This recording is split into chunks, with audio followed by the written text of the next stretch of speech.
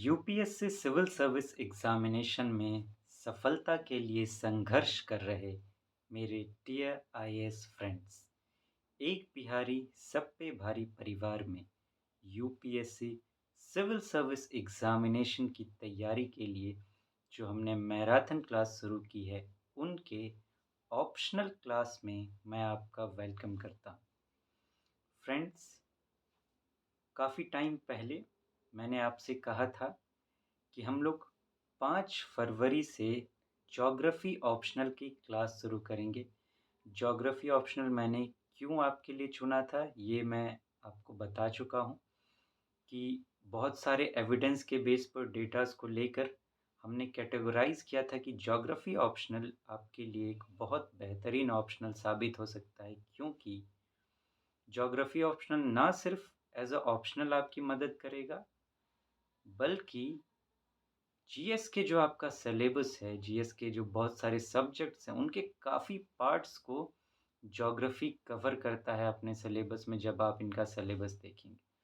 तो ऑप्शनल के साथ-साथ ये जीएस के काफ़ी टॉपिक्स को तैयार करने में भी आपकी मदद करेगा। मैंने आपसे कहा था कि हम कोशिश करेंगे कि ज्योग्राफी ऑप्शनल को मैराथन क्लास के पैटर्न पर ही मंडे टू फ्राइडे हम लोग करें। सैटरडे, संडे तो मैराथन क्लास नहीं आता है, आप जानते हैं। लेकिन फ्रेंड्स, समय की थोड़ी कमी की वजह से मुझे इसमें थोड़ा-सा मॉडिफ़िकेशन करना पड़ रहा है। मॉडिफ़िकेशन ये कि हम लोग ज्योग्राफ़ी ऑप्शनल की क्लास जो है, वो सैटरडे और संडे करेंगे। क्योंकि ज्योग्राफ़ी ऑप्शनल और एज़ एन ऑप्शनल जो सब्जेक्ट होता है, वो थोड़े डिटेल में जाने की माँग करता है कि आप थोड़ी डिटेल में चीज़ों को समझ रहे हैं, बता रहे हैं। डेली बेसिस पर बातें करूँ फ्रेंड्स, तो मुझे काफ़ी रिसर्च करना पड़ता है, स्टडी करना पड़ता है काफ़ी, ताकि मैं मैराथन क्लास बाकी सब्जेक्ट्स जो हम लोग करते हैं वो अच्छे से कर सकूँ, उसमें वक़्त लगता है। तो डेली बेसिस पर समय की थोड़ी-सी प्रॉब्लम है, जिस वजह से मुझे जो है ये ज्योग्राफ़ी ऑप्शनल की क्लास अगर मैं डेली बेसिस पर करता हूँ उसी तरीके से, तो समय थोड़ा-सा इसमें मैं कम दे पाऊँगा। और ऑप्शनल जो है थोड़ा ज़्यादा समय की माँग करता है। थोड़े से समय में बात नहीं बन सकती। तो इसलिए मैंने डिसाइड किया है कि सैटरडे, संडे चूँकि और सब्जेक्ट्स के मैराथन क्लास नहीं आते, तो हमारे पास वक़्त होगा, तो हम बेहतर तरीके से ऑप्शनल को समझ पाएँगे, देख पाएँगे। तो डिसाइड मैंने ये किया है कि मंडे टू फ्राइडे ना लेकर ज्योग्राफ़ी ऑप्शनल को थोड़ा डिटेल में देखने के लिए हम लोग सैटरडे और संडे को ज्योग्राफ़ी ऑप्शनल करेंगे और बाकी दिन बाकी मैराथन क्लास। तो आज से फ्रेंड्स, आज से ही हम लोग शुरू करते हैं इसको। 3 फ़रवरी आज है, आप इसको as a update date decide कर लें ज्योग्राफ़ी ऑप्शनल क्लास की शुरुआत की। ज्योग्राफ़ी ऑप्शनल आप जानते हैं इसमें 2 सब्जेक्ट्स होते हैं, वर्ल्ड ज्योग्राफी और इंडियन ज्योग्राफी। वर्ल्ड ज्योग्राफी में भी 2 पार्ट्स हैं, फिजिकल ज्योग्राफी और ह्यूमन ज्योग्राफी। पहले फ्रेंड्स हम लोग फिजिकल ज्योग्राफी करेंगे। जब आप अपना सिलेबस देखेंगे तो फिजिकल ज्योग्राफी की शुरुआत होती है जियोमॉर्फोलॉजी से। सिलेबस जो है यूपीएससी का ऑप्शनल को लेकर बहुत ही ब्रॉड दिया हुआ है, उसमें एक्स्ट्रा जाने की ज़रूरत नहीं होती। जो उसने दिया है उतना आपके लिए मोर देन सफिशिएंट होगा। पहले आपको शुरुआत सिलेबस से ही करनी है। एक पैटर्न ये हो सकता है कि मैं पूरे ज्योग्राफ़ी की सिलेबस आपको पहले बता दूँ, फिर हम लोग आगे तैयारी शुरू करें।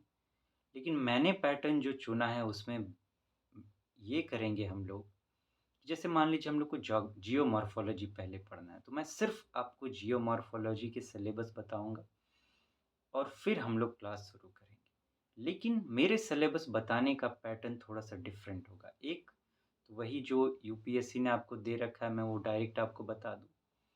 लेकिन मेरा पैटर्न थोड़ा-सा अलग है। पैटर्न ये होगा कि यूपीएससी जिस तरीके से क्वेश्चंस पूछता है, तो उसमें वो जिन टॉपिक्स को ज़्यादा प्रायोरिटी देता है, मैं उस हिसाब से आपको बताऊँ। Priority based syllabus. सिलेबस मैं आपको प्रायोरिटी बेस्ड बताऊँगा, लेकिन जो हम लोग तैयारी करेंगे, वो सिस्टमैटिक करेंगे, लाइन बाय लाइन। 1 2 3 4 जिस तरह सिलेबस में यूपीएससी ने दे रखा है उसी तरह। वो इसलिए कि देखिए, अगर कोई चीज़ सिस्टम में दी हुई है, तो एक के बाद ही दूसरा आएगा, दूसरे के बाद ही तीसरा आएगा। बिना पहले को समझे आप दूसरा नहीं समझ सकते, बिना इन दोनों को समझे आप तीसरा नहीं समझ सकते। इस पैटर्न को हम पढ़ाई में ब्रेक नहीं कर सकते, नहीं तो चीज़ें समझ नहीं आएँगी। लेकिन फिर आप पूछेंगे कि मैंने प्रायोरिटी वाइज़ सिलेबस फिर क्यों कहा? वो इसलिए कि जब आप उन टॉपिक्स पर आएँ जिनको यूपीएससी ज़्यादा इम्पोर्टेंस देता है पूछने में, तो आप उन्हें थोड़ा ज़्यादा ध्यान से पढ़ सकें। बाकियों के मुकाबले आप उन पर ज़्यादा फ़ोकस कर सकें थोड़ा-सा, इसलिए मैं प्रायोरिटी वाइज़ डिफ़ाइन करूँगा।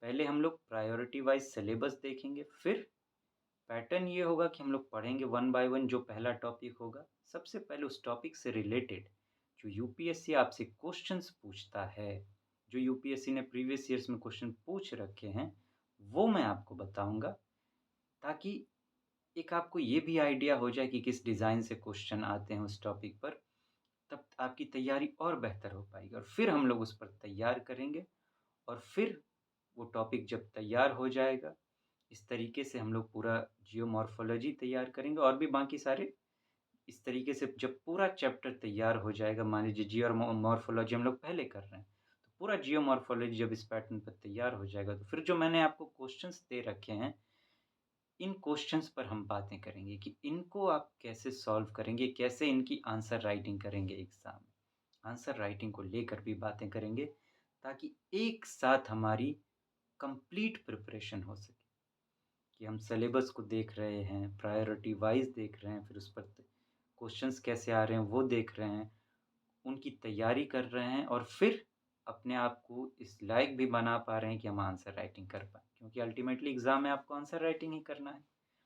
तो आइए फ्रेंड्स शुरू करते हैं। जियोमॉर्फोलॉजी का प्रायोरिटी वाइज़ सिलेबस हम लोग देखते हैं। मैंने नंबरिंग सिस्टम कर दी है ताकि आपको ये आइडिया हो जाए कि पहले कौन है, बाद में कौन है, 1 2 करके। लेकिन जो सिलेबस है वो मैंने प्रायोरिटी वाइज़ लिखी है। तो आप नंबरिंग से समझ जाइएगा। नंबरिंग इसलिए मैंने की है ताकि आप ये जान लें यूपीएससी का जो सिलेबस है उसमें पहले कौन है और बाद में कौन है। क्योंकि तैयारी हम उसी नंबरिंग के हिसाब से ही करेंगे 1 2 3 4 करके। लेकिन ये प्रायोरिटी वाइज़ मैंने दे दिए ताकि तैयारी के दौरान आप उन टॉपिक्स पर ज़्यादा ध्यान देंगे, उन्हें बेहतर तरीके से प्रिपेयर करेंगे जो प्रायोरिटी में पहले है। प्रायोरिटी 1 जो आपका टॉप प्रायोरिटी है जिससे यूपीएससी जियोमॉर्फोलॉजी से सबसे ज़्यादा क्वेश्चन पूछता है। ये जियोमॉर्फोलॉजी का सिलेबस है। यूपीएससी के सिलेबस में टॉपिक नंबर 2 है ये, लेकिन आपके प्रायोरिटी में पहला इंडोजेनेटिक एंड एक्सोजेनेटिक फोर्सेस। ठीक। Topic number 7 continental drift. Topic number 9 plate tectonics. Topic number 11 vulcanicity. Topic number 13 concept of geomorphic cycles and landscape development. Topic number 14 denudation chronology. Topic number 15 channel morphology. 16 erosion surfaces. अब second priority में आ जाते हैं जिस पर इससे थोड़ा कम ध्यान देना है आपको, लेकिन ध्यान इस पर भी देना है। Factors controlling landform development. UPSC के सिलेबस में ये पहला टॉपिक है। Third origin and evolution of the Earth's crust. Fourth, fundamentals of geomagnetism. Sixth, geosynclines. Eighth, isostasy. 10th, recent views on mountain building. 12th, earthquakes and tsunamis. 17th, slope development. 18th, applied geomorphology. अब आपका last priority wise last इस पर आप थोड़ा कम भी ध्यान देंगे तो चलेगा, लेकिन पढ़ना है। Fifth physical conditions of the earth's interior. 19th geohydrology. 20th economic geology and environment. इस तरीके से आप दो तरीके के से सिलेबस तैयार कर लें। एक तो लाइन बाय लाइन लिख लें 1 2 3 4 करके, ताकि आप ये जान सकें कि कैसे-कैसे हमें आगे बढ़ना है पढ़ने के लिए, और दूसरे उसके बैक पेज पर आप प्रायोरिटी वाइज सिलेबस भी लिख लें, ताकि आप ये देख सकें कि किन टॉपिक्स पर आपको ज़्यादा ध्यान देना है और ज़्यादा फोकस करना है। तो फ्रेंड्स, आज के लिए बस इतना ही। हम लोग ने सिलेबस पर बात की। अब अगले क्लास से फिर हम लोग देखेंगे कि जियोमॉर्फोलॉजी को तैयार करेंगे, उस पर बातें करेंगे, डिस्कस करेंगे, डेप्थ में जाएंगे। बिल्कुल बिल्कुल इस तरीके से हमें में ज्योग्राफी ऑप्शनल तैयार करना है कि जो हाईएस्ट पॉसिबिलिटी ऑफ मार्क्स हो सकती है ऑप्शनल को लेकर, वो हम गेन कर सकें। इसके लिए इसके सारे डायमेंशंस पर बात करेंगे, स्टेप बाय स्टेप समझेंगे चीज़ों को, अच्छे से गहरे उतरेंगे, क्वेश्चंस देखेंगे कैसे आते हैं और उन्हें आंसर करने का तरीका भी देखेंगे। तो फिर मिलते हैं फ्रेंड्स, तब तक आप अपना ध्यान रखें। Take so very good care of yourself. See you soon. Thank you so much. Have a nice day.